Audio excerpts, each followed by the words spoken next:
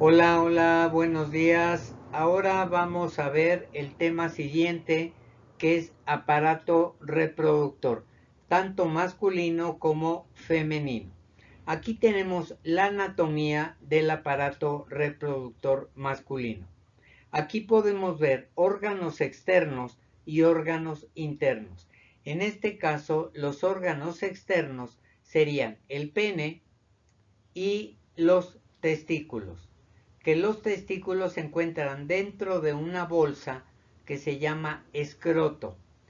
El hecho de que los testículos estén fuera como órganos externos y en una bolsa es porque para su mejor funcionamiento en la producción de espermatozoides, los testículos deben de estar a una temperatura ligeramente menor a la del cuerpo humano. ¿Para qué? Para que su eh, producción sea óptima. Ahora, el pene, que es el órgano prácticamente para llevar a cabo la copulación, está conformado por tejido, no tiene hueso, es puro tejido, y son dos tipos de tejido: tejido cavernoso y tejido esponjoso. Estos dos tejidos son importantes porque cuando se estimula el pene, la estimulación viene a través de las glándulas que están en el cerebro. Estas glándulas van a hacer que el ritmo cardíaco aumente y haya mayor cantidad de sangre, y estos tejidos empiecen a absorber esa cantidad de sangre, y es lo que va a generar que el pene entre en un estado de erección. Ahora, aparte del tejido cavernoso y tejido esponjoso, tenemos el conducto eyaculador o uretra. La uretra es la parte final del uréter, ¿sí?, que es el conducto a través del cual, por un lado, se funge como meato urinario y por otro lado actúa como conducto eyaculador. En el caso del hombre tenemos compartimos el mismo conducto, tanto como conducto eyaculador como el meato urinario. Ahora, aquí en los testículos es donde quedamos que son las gónadas, gónadas masculinas productoras de células sexuales. ¿Qué células se van a producir aquí? Espermatozoides. Aquí dentro del testículo hay gran cantidad de canales, y a través de los cuales células que son diploides, puesto que es un tejido somático, van a entrar a la meiosis. Recuerdan la meiosis, reproducción sexual. A través de la meiosis voy a obtener células haploides, o sea, células con solamente la mitad de la carga genética. En este caso serán espermatozoides. Se generan espermatozoides de primer orden. Estos pasan a espermatozoides de segundo orden o espermatocitos de segundo orden, y finalmente a espermatozoide maduro, que la maduración se termina en el órgano que está sobre el testículo, que aquí está denominado como epidídimo. Es una serie de canales en los cuales se almacenan los espermatozoides hasta el momento en que haya una eyaculación.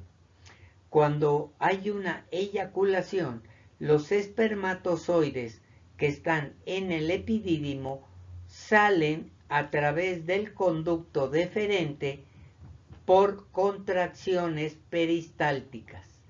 Estas van mandando a una alta velocidad a los espermatozoides hasta que llegan a la vesícula seminal. al paso de la vesícula seminal se le proporciona el semen. El semen es el líquido en el que van a nadar los espermatozoides. Este semen tiene la característica de que su pH es ligeramente arriba del neutro, o sea, ligeramente alcalino. ¿Y esto por qué? Porque la vagina es sumamente ácida y este semen actúa como un buffer, como un amortiguador del pH, para evitar que los espermatozoides mueran por la alta acidez de la vagina. Después pasan a través de la próstata y en la próstata se les proporciona el azúcar necesario para que puedan producir suficiente energía, ya que el espermatozoide tiene que ir nadando a través del líquido seminal hasta llegar a encontrar al óvulo. Ya que tiene tanto el líquido seminal como el azúcar, es lanzado hacia la uretra a través del conducto eyaculador y sale y se liberan los espermatozoides. Esta es un esquema anatómico de los órganos del aparato reproductor masculino. Ahora, tenemos aquí la estructura y la anatomía de un espermatozoide. Tiene esta cabeza o cuerpo, ¿sí?, que tiene un gran núcleo, véanlo aquí está de morado, este núcleo, y en la parte puntal, en la parte frontal de este cuerpo del espermatozoide, hay una estructura proteínica que se llama acrosoma. Este acrosoma es lo que le permite la entrada del espermatozoide al interior del óvulo, una vez que lo encuentra en las trompas de Falopio. Tenemos aquí el centriolo, el núcleo, pero aquí hay una parte importante, que esta pieza intermedia, que se llama también cuello del espermatozoide, tiene una cantidad enorme de mitocondrias. Ya sabemos a estas alturas para qué son importantes las mitocondrias y por qué el espermatozoide necesita azúcares para que a través de las mitocondrias pueda producir la cantidad de ATP necesaria para que tenga energía suficiente y pueda llegar al óvulo. Esta energía se va a ver reflejada en la potencia con la que pueda agitar este flagelo o cola. A través de este flagelo es que el espermatozoide avanza. Luego, si vemos un corte transversal del testículo, podemos ver que está lleno de canales y de lóbulos. Ahí dentro del espermatozoide es donde se están produciendo los espermatozoides. Perdón, creo que dije algo mal hace un momento. Dentro del testículo es donde se van a producir una gran cantidad de espermatozoides. Aquí es donde se está llevando a cabo la meiosis, la reproducción sexual, obteniendo células haploides, células que únicamente tienen la mitad de la carga genética, o sea, 23 cromosomas, 23 unidades. Vean aquí la comunicación que hay del testículo con el epidídimo. En este órgano llamado epidídimo es donde se maduran y se almacenan los espermatozoides. Una vez que ya están maduros, que están almacenados, salen a través de la cola del epidídimo en una eyaculación a través del conducto deferente. Fue como lo vimos hace un momento. Bien, ahora pasamos al aparato reproductor femenino. ¿Qué tenemos aquí? Tenemos la vagina, tenemos el cuello uterino subiendo. Esta parte como triángulo es el útero, y en la parte interna del útero, ¿sí?, hay una membrana que solamente se va a formar cuando hay un embarazo, que es el endometrio. Entonces tengo la vagina, el cuello uterino, el útero, y tengo las trompas de falopio, una del lado derecho y una del lado izquierdo. Cada una de las trompas de falopio termina en donde tenemos un ovario, del lado derecho, del lado izquierdo. Hay dos ovarios. Estos quedamos que son las gónadas femeninas encargadas de producir los óvulos. También aquí se va a llevar a cabo la meiosis.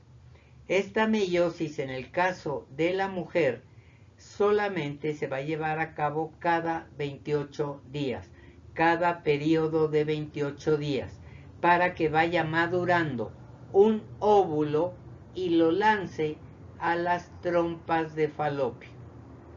Bien, ahora, esta es la estructura, y estamos hablando de una parte muy superficial, obviamente, porque es mucho más complejo que este pequeño esquema de anatomía. Pero esto les da una idea de cómo está conformado el aparato reproductor. Aquí están los órganos más importantes. La vejiga, lugar en el cual se lleva a cabo el coito, o sea, la relación sexual. Cuando se introduce el pene en erección, lanza en el momento de la eyaculación a la parte más alta de la vagina esos espermatozoides, que llevan su líquido seminal y llevan su azúcar, la fructosa. Estos espermatozoides microscópicos tienen que luchar con un ambiente muy hostil dentro del aparato reproductor femenino. Primero, el pH de la vagina es muy ácido. Hay que neutralizar ligeramente este pH para que los espermatozoides puedan subsistir. De ahí pasan los espermatozoides por el cuello uterino, suben a través del útero, y al llegar a donde se encuentran las trompas de falopio, generalmente madura el ovario derecho o el ovario izquierdo. Cuando madura cualquiera de los dos, bueno, más bien cuando maduran los óvulos dentro del ovario derecho o el ovario izquierdo, hay ciertas sustancias químicas que indican al espermatozoide o a los espermatozoides, a los 100 millones o 150 millones de espermatozoides, todos compitiendo para llegar a fecundar al óvulo, hacia dónde tienen que dirigirse. Si la maduración del óvulo es en el ovario derecho o es en el ovario izquierdo. Continuamos.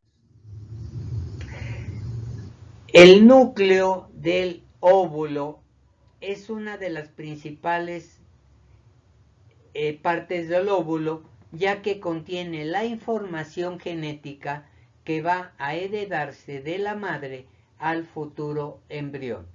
A diferencia del resto de las células del cuerpo, y al igual que el espermatozoide, el óvulo tiene 23 cromosomas.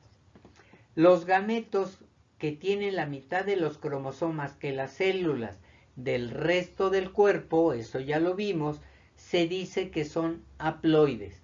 Esto permite que al unirse al óvulo y el espermatozoide, o sea, se lleve a cabo la fecundación, se forme una célula llamada cigoto, y esta célula contendrá el número adecuado de cromosomas, 46 cromosomas, repartidos en 23 pares de cromosomas. Aquí tenemos el núcleo del óvulo, tenemos su citoplasma, tenemos la zona pelúcida, que es la que cuando el espermatozoide penetra la membrana del óvulo, esta zona pelúcida se endurece y no permite que más espermatozoides penetren al óvulo. Solamente un espermatozoide es el que llega y fecunda a un solo óvulo. Aquí tenemos el ovario, ¿sí?, madurando todo el proceso de maduración hasta que sale el óvulo. Veámoslo aquí, ya fuera del ovario, y es lanzado a las trompas de falopio. En el momento que el óvulo es lanzado a las trompas de falopio, inicia una migración hacia el útero, o sea, su camino es llegar aquí, al útero. Ahora, si el espermatozoide encuentra al óvulo en el primer tercio, véanlo aquí, de aquí a acá, sería el primer tercio de la trompa de falopio, la fecundación se lleva a cabo.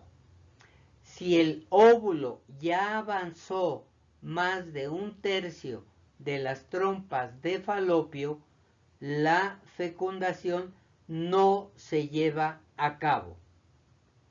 Cuando la fecundación se lleva a cabo en esta etapa de la migración del óvulo, en ese momento deja de ser óvulo y ahora se convierte en un cigoto. El cigoto quiere decir que es una célula que ahora ya no nada más tiene 23 cromosomas, sino que ya tiene su juego completo. 23 cromosomas del padre, 23 cromosomas de la madre. Ya tengo la información genética completa. Ya es una célula diploide. Esta célula diploide se empieza a duplicar por mitosis. Todo de aquí en adelante va a ser por mitosis. Empieza a formarse de salen 2 células clonadas por mitosis, luego de ahí 4, luego 8, 16, 32, 64, y a este proceso se le llama morulación. Morulación viene de mora. Si han visto una mora o una zarzamora, ven que está compuesta por muchas bolitas. Esas vendrían siendo los equivalentes a las células que se están duplicando en esa etapa de morulación. Esa etapa de morulación dura alrededor de 10 a 12 días aproximadamente. Durante ese proceso, cuando se madura el óvulo, es porque ya se lanzó a través de la glándula pituitaria hormonas para que fortalezcan y empiecen a preparar todos los órganos que van a estar involucrados en el embarazo, en el desarrollo embriológico de un nuevo ser. Obviamente se empieza a crear esta parte que está aquí como en espiral en el útero, que les dije hace rato que se llamaba endometrio. Es una película, es una membrana muy delgada que tiene gran cantidad de vasos sanguíneos. Esto es con la finalidad, y aparte secreta gran cantidad de moco. Cuando el cigoto ya se convirtió en mórula, a los 12 días cambia de estadio y ahora se convierte en la blástula. Blastulación es la etapa. A las células que están en esa etapa se les llama blastocitos. Cuando están en la etapa de blastocito, el moco secretado por el endometrio, que es este epitelio muy delgado, muy vascularizado, queda atrapado ese blastocito en el moco y a través de los vasos sanguíneos que tiene este endometrio puede empezar a nutrir al embrión, y a esto se le llama anidación, y de ahí empieza a desarrollarse el embrión, cambia a la gastrulación, viene la formación de células madre, formación de órganos, tejidos, aparatos, y se lleva a cabo todo el proceso embriológico, los 9 meses del embarazo. Ahora, si el óvulo no fue fecundado, este epitelio que ya se formó esperando que hubiera una fecundación, el óvulo sigue avanzando, llega al útero y el endometrio se desprende. Toda la membrana que recubría al útero se desprende, envuelve al óvulo y es lanzado en la menstruación. Ese es el proceso a grandes rasgos de cómo se lleva a cabo el proceso embriológico. La fecundación aquí la tenemos, vean que solamente llega un espermatozoide para formar el cigoto, ¿sí? Veamos la repetición, ahí va, solamente uno puede penetrar.